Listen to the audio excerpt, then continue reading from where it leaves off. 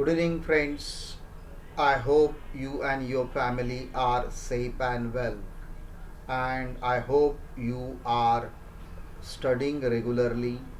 You are preparing your own notes.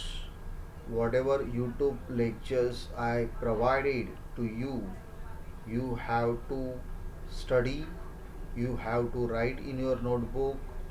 Because what happened in the month of April, college will conduct semester 4 exam, and it is a online exam is there. We will ask multiple choice questions with four options. Paper pattern is simple. Previous semester's paper pattern, same paper pattern is there. We will ask 50 questions. You should attempt 40 questions, and our total marks for each subject is 100. So you should think properly how to study each and every module properly, because basic is very important whenever we will solve multiple choice questions. Only practical problems solving is not necessary, but concentrate on the basic terminology of each and every module. It is also very important. Now, friends, last lectures we have discussed about issue of debentures and redemption of debentures. I have discussed regarding the general entries and the certain theoretical part. I hope you already wrote all the notes in your notebook of our previous lectures. Now, friends, today we will talk about the new module, and it is very interesting module, very important module for exam point of view. Such module, I will ask around 10 to 15 questions, and these questions basically I will ask objective. Now, for objective purpose and study purpose of our accounting, you should study this particular lecture proper manner, and you should write whatever I provided, that you should write in your notebook. If you are not writing any kind of words in your notebook, you cannot understand the accounting. Many times I am providing such kinds of wordings, but it is very important for your study point of view. Because what happened after these semesters, you will become a TY BCom students. You will get the admission in TY BCom, and TY BCom also have the two accounting subjects. So you should study properly. Okay, so we will not waste the time, and we will discuss in a proper manner today's lecture.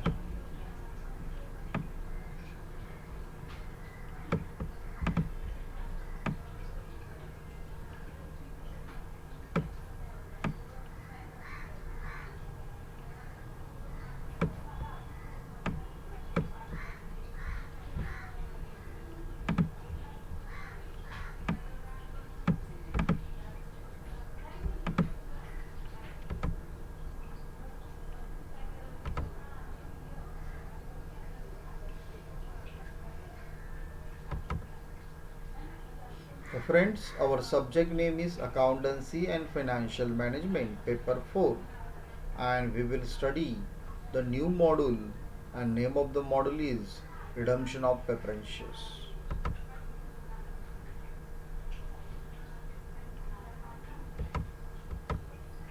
Now friends, company issue preferences. Company issue the preferences and collect the capital. Company collect the capital for conduct the business. It means company issue the shares, and on that basis company collect the capital from the shareholders, and such shareholders get regular regular and fixed rate of dividend every year. Now, what happened after certain period is over, say 5 years or 10 years, company return the capital to the existing preference shareholders. Suppose Mr. X is a preference shareholder and he has holding 500 shares. Per share value is, suppose 10 rupees is there, the 500 into 10. It means Mr. X give capital amount to the company, it is 5,000. After 5 years or 10 years is over, company repay this particular 5,000 to Mr. X, Mr. Y, Mr. Z, all the preference shareholders, those who purchase the company shares, preference shares, company return this particular capital to them, and this particular procedure is called as a redemption of preference shares. Company redeem means repay. Now, any company can issue two types of shares, preference shares and equity shares. Now, all the preference shares issued after 15 June 1988 have to be redeemable preference shares. This date is very important. If I change the any sentence color, it means it may become in your objective exam. All the preference shares issued after 15 June have to be redeemable preference shares. It means what? Company cannot issue irredeemable preference shares. Irredeemable preference shares, those shares which are not redeemed, those shares which are not repaid. Redeemable preference shares can be redeemed and repaid. Therefore, after 15 June 1988, whatever shares issued, such shares must be redeemable preference shares. Such shares are not irredeemable. It means in our Companies Act, irredeemable preference shares cannot be issued. These shares issued prior to the date were required to be redeemed within 10 years from the foresaid date. These particular things you should keep in mind. If the issue prior to that date required, the redeem within 10 years. Now there are certain provisions under section 55 of the Companies Act 2013. There must be fully paid up shares. Preference shares must be fully paid up. It means partly paid up preference shares cannot be redeemed.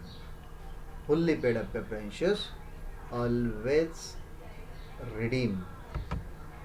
Shares can be redeemed either out of the profit of the company, which would be otherwise to be available for dividend, or out of proceeds of the fresh issue of the shares. It means company can redeem the preference shares by two way, out of profit or proceeds of the fresh issue.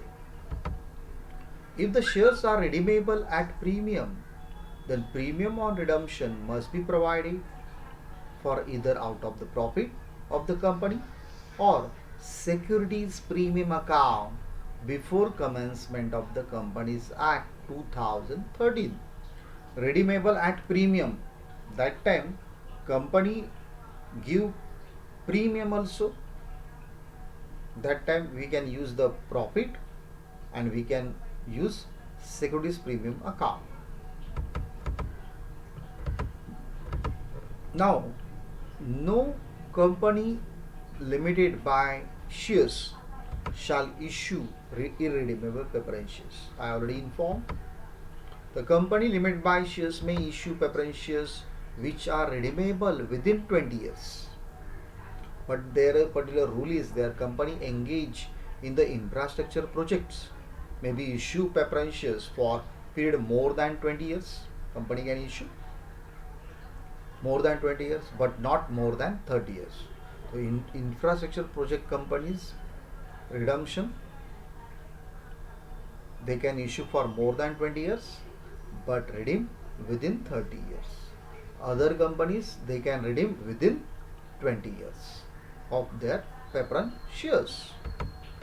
Now there are two sources of the redemption that we have discussed, that is divisible profit and proceeds of the fresh issue. Now divisible profit and proceeds of the fresh issue. Fresh issue means company issue the shares.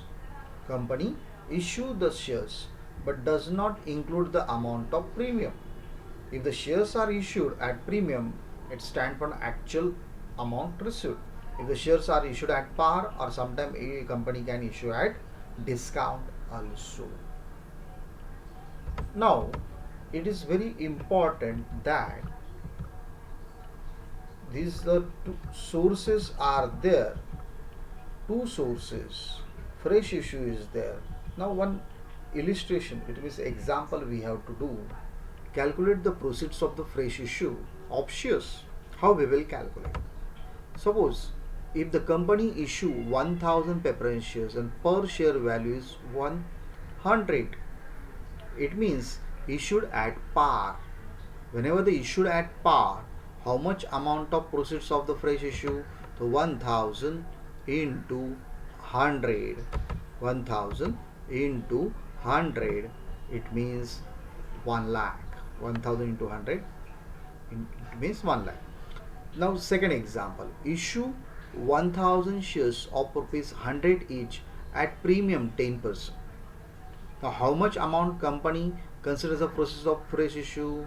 1000 into 100, 1 lakh. We will not add it premium under proceeds of the fresh issue. Next, issue 1000 shares of rupees 100 each at 10% discount. That time 1100 each is there, but 10% discount we will deduct it. The 100 on 100 we have to find out the 10% value. So it is 10 rupees. 10 per rupees we deducted from the 100. So 90. So 1000 into 90, it means 90,000 proceeds of the fresh issue. At the time of discount, it will be 90,000. At the time of premium, it will be 1 lakh. At the time of par, also 1 lakh. These are proceeds of the fresh issue of shares. Now we will discuss about the divisible profit. Divisible profit is a source of redemption.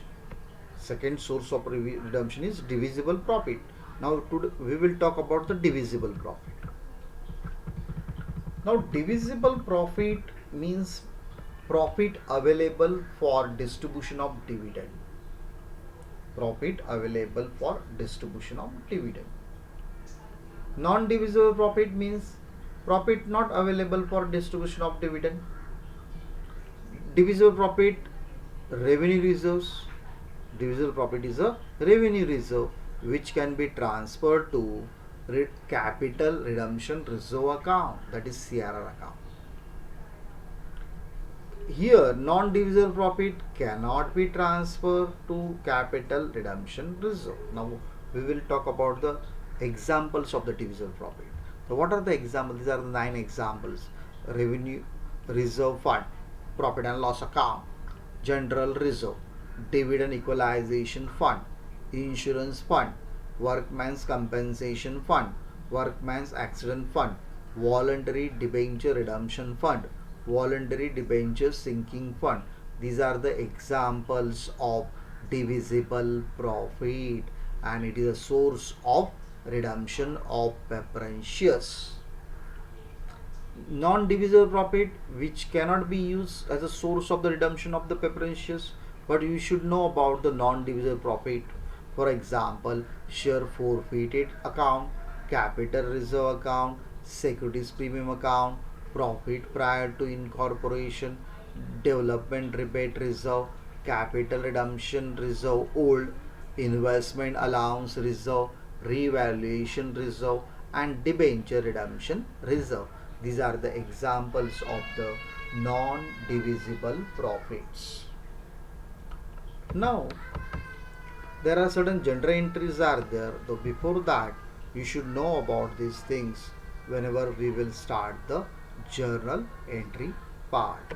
So friends, I hope you understood the basic concepts of the redemption of preference shares, and in our company act 2013 section 55 provides the rules and regulations, certain provisions for redemption of preference shares.